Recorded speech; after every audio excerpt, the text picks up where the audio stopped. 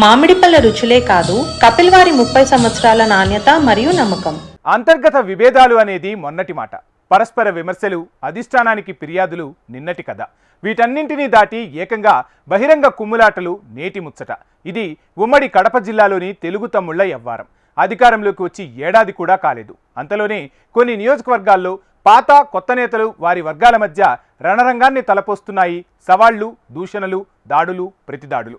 క్రమశిక్షణకు మారుపేరు అని చెప్పుకునే పార్టీలో ఏంటి గందరగోళం? కయ్యానికి కాలు దువ్వుతున్న ఆ నేతలెవరు? కడపలో సైకిల్ రగడపై watch the story. Telugu Desam party క్రమశిక్షణకు కార్యాచరణలో అంకిత భావానికి చిరునామాగా ఉండేది. ఈ విషయాన్ని పాతతరం తెలుగుదేశం నేతలు నిస్సంకోచంగా అంగీకరిస్తారు. ఇదే విషయాన్ని పదే పదే తమ చుట్టుపక్కల ఉన్న వాళ్లందరికీ తెలియజేస్తుంటారు. ఎన్నికల సందర్భాల్లో అసంతృప్తులు, నిరసనలు కనిపించినా మళ్లీ సర్దుకుంటాయి. ఇందుకు టీడీపీ ఏమీ మినహాయింపు కాదు. అయితే ఇప్పుడొచ్చిన చిక్కంతా పార్టీ అధికారంలోకి వచ్చి ఏడాదిలోనే కడప జిల్లాలో పతాక స్థాయికి చేరుకోవటం తమ్ముళ్లను కలవరపెడుతోందట. ఏ నియోజకవర్గంలో కార్యకర్తల సమన్వయ కమిటీ సమావేశం జరిగినా గొడవలు రచ్చరాజేస్తున్నాయట. ప్రభుత్వంపై ప్రతిపక్ష పార్టీలు విమర్శలు చేయటం సహజం.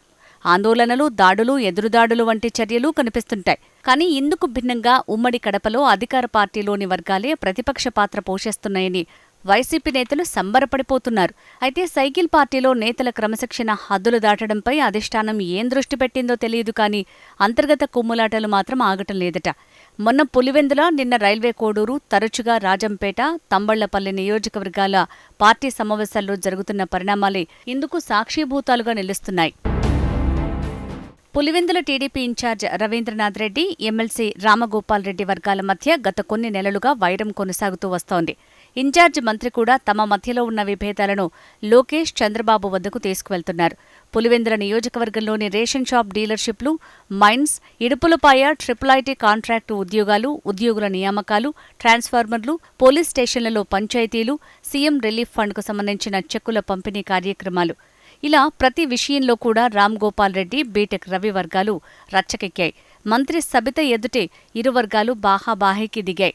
ఒక దశలో ఎమ్మెల్సీ రామ్ గోపాల్ రెడ్డిపై దాడికి కూడా ప్రయత్నం జరిగిందని తెలుస్తోంది. ఈ గొడవలు కాస్త ముఖ్యమంత్రితో జరిగిన పులివెందుల నియోజకవర్గ నేతల సమావేశంలో కూడా బయటపడ్డాయి. దీంతో చంద్రబాబు జోక్యం చేసుకుని నియోజకవర్గాల బాధ్యత ఇన్ఛార్జీలదే అని తెగేసి చెప్పినట్లు సమాచారం. ఇన్ఛార్జీల పెత్తనం నచ్చని మరో వర్గం తీరుతో నియోజకవర్గాల్లో గొడవలు నివురుగప్పిన నిప్పులా మారాయి. కడపలోనూ ప్రస్తుతం ఇదే పరిస్థితి ఉన్నా అవి ఇంకా బహిరంగ రచ్చకు రాలేదు. ఇక్కడ ఎమ్మెల్యే మాధవిరెడ్డి, ఆమె భర్త శ్రీనివాసులు రెడ్డిది ఒక వర్గం, అలంకానిపల్లె లక్ష్మీరెడ్డి, అమీర్ బాబులది ఒక వర్గంగా కొనసాగుతోంది. అయితే ఈ రెండు వర్గాల మధ్య ఎన్నికల సమయంలో బహిరంగంగానే గొడవలు జరిగాయి. కానీ ప్రస్తుతం పరిస్థితి నివురుగప్పిన నిప్పులా ఉందట. ప్రొద్దుటూరులో వరదరాజుల రెడ్డి, ఉక్కు ప్రవీణ్ రెడ్డి వర్గాల మధ్య కూడా అంతర్గత విభేదాలు కొనసాగుతున్నాయి. ఇప్పటికీ ప్రవీణ్ రెడ్డిపైన పలు సందర్భాల్లో వరదరాజులు రెడ్డి వర్గీయులు విమర్శలు చేస్తూ వస్తున్నారు. ప్రవీణ్ రెడ్డి మాత్రం ప్రొద్దుటూరులో తన ప్రత్యర్థి వర్గమైన వరదరాజు రెడ్డికి సంబంధించిన కార్యకలాపాలు, తన కార్యకర్తల వేధింపులకు సంబంధించి ఎప్పటికప్పుడు లోకేష్కు, ముఖ్యమంత్రి చంద్రబాబుకు తెలియజేస్తున్నట్లు సమాచారం. ఇక రైల్వే కోడూరు నియోజకవర్గానికి వస్తే ఇన్ఛార్జిగా ఉన్న రూపానందరెడ్డి, గతంలో చాలా కాలం పార్టీ బాధ్యతలు మోసిన కస్తూరి విశ్వనాయుడు వర్గాల మధ్య విభేదాలు భగ్గుమన్నాయి. ప్రతిపక్షంలో ఉన్నప్పుడు సొంత డబ్బు ఖర్చు చేసి పార్టీని కాపాడుతూ వస్తున్న విశ్వనాథ నాయుడిని కాకుండా రూపానందరెడ్డికి అధిష్టానం నాయకత్వం కట్టబెట్టింది. ప్రస్తుతం ఇక్కడ కూటమి పార్టీకి చెందిన జనసేన అభ్యర్థి అరవ శ్రీధర్ విజయం సాధించారు. అయితే పేరుకు ఎమ్మెల్యే శ్రీధర్ అయినా నియోజకవర్గంలో కర్త, కర్మ, క్రియ అంతా రూపానందరెడ్డి కుటుంబ సభ్యులదేనట. ఇటీవల కోడూరు నియోజకవర్గంలో జరిగిన తెలుగుదేశం కార్యకర్తల సమావేశంలో విశ్వనాథ నాయుడు, రూపానందరెడ్డి వర్గీయుల మధ్య ఓ చిన్నపాటి యుద్ధమే జరిగింది. వాగ్వాదాలు దాటి కుర్చీలతో కొట్టుకునే స్థాయికి వెళ్లిందంటే పరిస్థితి ఎంత దిగజారిందో అర్థం చేసుకోవచ్చు. రాజంపేట నియోజకవర్గంలోకి వస్తే ఇక్కడ ఇన్ఛార్జి ఎవరో ఇప్పటికీ ఎవ్వరికీ తెలియదు. పార్టీ అధికారిక కార్యక్రమాల్లో మాత్రం అన్నమయ్య జిల్లా టీడీపీ అధ్యక్షుడు జగన్మోహన్ రాజు పాల్గొంటున్నారు. ఆయనకు అనధికారికంగా అధిష్టానం ఇన్ఛార్జిగా వ్యవహరించమని మౌఖిక ఆదేశాలు ఇచ్చినట్టు తెలుస్తోంది. దీంతో జగన్మోహన్ రాజుకు ఎమ్మెల్యే అభ్యర్థి బాలసుబ్రహ్మణ్యం మధ్య విభేదాలు నెలకొన్నాయట. ప్రారంభోత్సవ కార్యక్రమానికి సంబంధించి ఇద్దరూ బాహాబాహీకి దిగటం పెద్ద చర్చనీయాంశమైంది. ఎమ్మెల్యేగా పోటీ చేసిన బాలసుబ్రహ్మణ్యం నియోజకవర్గంలో ఏమీ చెయ్యలేని నిస్సహాయ స్థితిలో ఉండిపోయారట. కాకపోతే ఇక్కడ మరో నాయకుడు కూడా ఉన్నారు. ఆయనే మేడా విజయశేఖర్ రెడ్డి. ఆయన కూడా తాను నియోజకవర్గానికి కాబోయే ఇన్ఛార్జినని చెప్పుకుంటూ వ్యవహారాలు నిర్వహిస్తున్నారట. ఆయనకు కూడా ఇక్కడ ఓ బలమైన వర్గం ఉందట. దీంతో మేడ విజయశేఖర్ రెడ్డి, జగన్మోహన్ రాజు వర్గీయుల మధ్య కూడా పచ్చగడ్డి వేస్తే భగ్గుమంటోందని ఆ పార్టీ కార్యకర్తలే బహిరంగంగా చెప్పుకుంటున్నారు. ఈ నియోజకవర్గ ఇన్ఛార్జిని అధికారికంగా ప్రకటించకుండానే 2 నెలలు గడిపేశారు. దీంతో తెలుగుదేశం పార్టీ ఏ కార్యక్రమం అధికారికంగా గానీ కార్యకర్తల సమావేశంగానే నిర్వహించాలన్న పార్టీ అధిష్టానం ఆలోచించే పరిస్థితి ఉందట. ఇక అన్నమయ్య జిల్లాలోని తంబళ్లపల్లి, రాయచోటి నియోజకవర్గాల్లో కూడా మంత్రి రాంప్రసాద్ రెడ్డి, సుగువాసి ప్రసాద్ బాబు వర్గాల మధ్య వైరం కొనసాగుతోందట.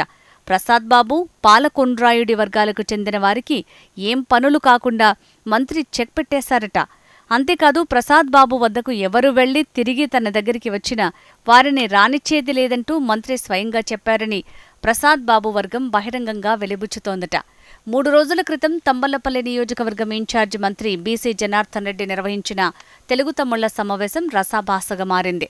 మాజీ ఎమ్మెల్యే శంకర్, ప్రస్తుత ఇన్ఛార్జ్ జయచంద్రరెడ్డి వర్గాల మధ్యన చిన్న వివాదం ప్రారంభమై పెద్ద గొడవకు దారితీసిందట.